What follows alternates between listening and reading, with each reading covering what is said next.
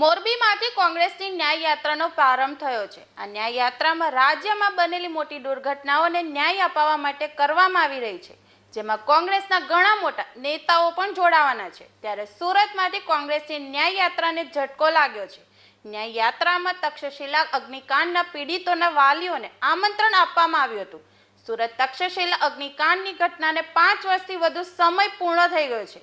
દરમિયાન ગુજરાત કોંગ્રેસ પોતાની ન્યાય યાત્રા યોજી રહી છે, જેમાં સુરતના વાલીઓએ આ ન્યાય યાત્રામાં જોડાવાનો સાફ ઇનકાર કરી દીધો છે। માતા પિતા કરી રહ્યા છે કે 5 વર્ષ પહેલા ઘટના બની હતી ત્યાં સુધી રાહુલ ગાંધી દેખાય નહીં, ત્યારે હવે આ મુદ્દો રાજકીય થવા દેવો નથી। આટલા વર્ષોમાં રાજકારણને અમે આ કેસમાં ઘૂસવા દીધું નથી, માટે આ મુદ્દે રાજકીય લાભ ઈચ્છે તો તે અમને સ્વીકાર્ય નથી। નોંધનીય છે કે કોર્ટમાં કેસ ડે ટુ ડે ચલાવવામાં આવે તેવી માંગ વાલીઓ કરી રહ્યા છે। ના, જે કોંગ્રેસ દ્વારા આજે યાત્રાનો પ્રારંભ થયેલો છે, અમને આમંત્રણ મળેલું છે, પણ અમે કોઈ પણ રાજકીય મુદ્દો બનવા માંગતા નથી। અમારી માંગણી ફક્ત ખાસ કોર્ટમાં કેસ ચાલે અને ઝડપી ન્યાય મળે। અમારો કેસ જ્યારથી કોર્ટમાં ચાલુ થયો છે ત્યારથી જે પણ કોઈ આવા સંવેદનશીલ કેસમાં બહારથી મદદ કરવા માંગતા હોય એને અમે તમામને આવકારીએ છીએ, પણ એક રાજકીય મુદ્દો બનાવીને કદાચ કોઈ રાજકીય લાભ કાઢવા ઈચ્છતું હોય અને અમારો લડતને ડાયવર્ટ કરવા માંગતો હોય તો અમે એવા લોકોને બિલકુલ અમારી લડતમાં અમે એન્ટ્રી થવા દીધી નથી।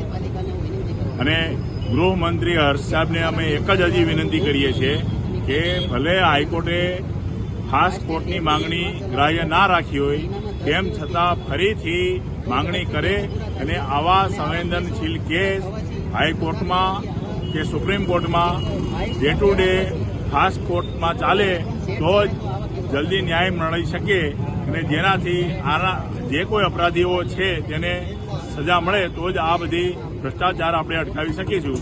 તેના માટે હાઈકોર્ટ કે સુપ્રીમ કોર્ટ તમામ નામદાર કોર્ટને હું એક જ અપીલ કરું છું કે આવા સંવેદનશીલ કેસ જેટલા પણ હજી બાકી છે એ ખાસ કોર્ટમાં ડે ટુ ડે ચલાવવામાં આવે અને સરકારશ્રી પર જે હજી કાદવ કીચડ ઉછળવાનો પ્રયાસ થઈ રહ્યો છે તે પણ ના થાય તો એ રીતે સરકારશ્રી દ્વારા જે અરજી કોર્ટમાં કરવામાં આવી છે તે પણ હાઈકોર્ટ મંજૂર કરે અને ખાસ કોર્ટની પ્રક્રિયા ઝડપી બનાવે એવી અમારી નમ્ર માંગણી છે।